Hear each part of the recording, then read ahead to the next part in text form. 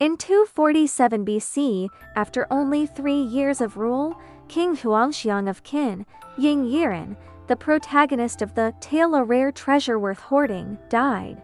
Having struggled to sustain Qin's pressure and expansion against the 6 eastern states.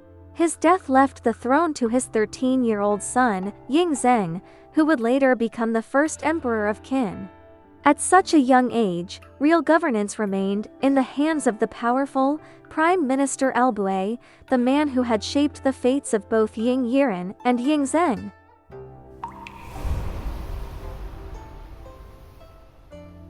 The Queen Dowager Haoji, mother of Ying Zheng, was still in her 30s. Driven by passion, she rekindled her romance with Albue. But Bue, fearing scandal, introduced a younger and more handsome man named Lao Ai, disguised as a eunuch, to serve as her companion.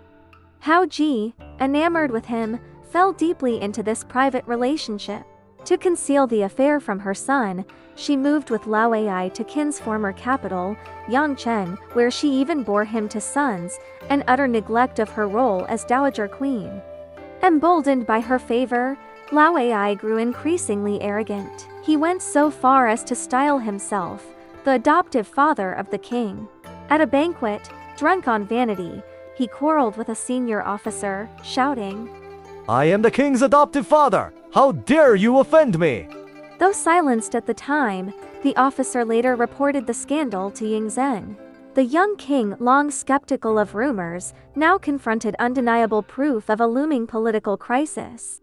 At age 20, during his coming-of-age, capping ceremony in Yangcheng, Ying Zheng secretly entered his mother's palace. There he confirmed the rumors, encountering the 2 illegitimate sons born to Lao Ai.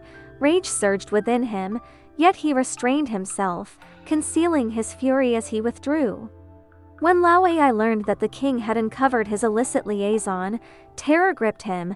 Knowing the king would never forgive him, he resolved to strike first. Deceitfully seizing both the imperial seal and the dowager's seal, he raised a rebellion to seize power. Yet Ying Zheng, foreseeing treachery, had already laid careful plans. Lao Ai's forces fell swiftly into the trap, and the rebellion collapsed. Lao Ai met a gruesome end, executed by being torn apart by 5 horses. His 2 sons with Haoji were thrown to their deaths. The Queen Dowager herself nearly lost her sanity and was confined to Yangcheng, banished from political influence. Albue, implicated by his connection to the scandal, was dismissed, exiled to Shu, modern Sichuan, and within a year compelled to take poison, ending his legendary career. With this, Ying Zheng at last assumed full command of the Qin state, proving his extraordinary political acumen in crisis.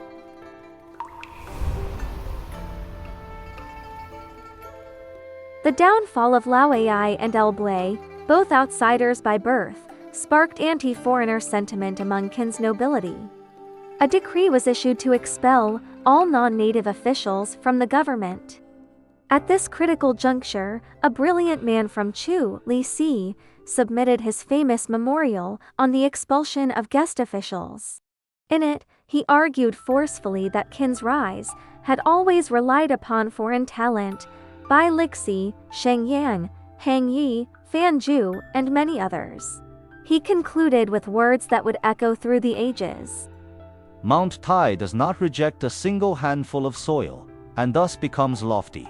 Rivers and seas do not disdain a single trickle, and thus become deep. Convinced, Ying Zheng rescinded the expulsion order and, far from narrowing Qin's gates, welcomed foreign talent with greater zeal.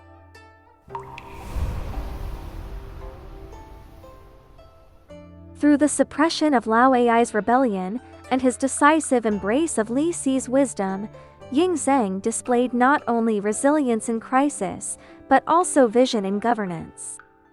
Under his leadership, the Qin state entered its final, most powerful phase, poised to bring the centuries of warring states' turmoil to an end and to realize the unification of China.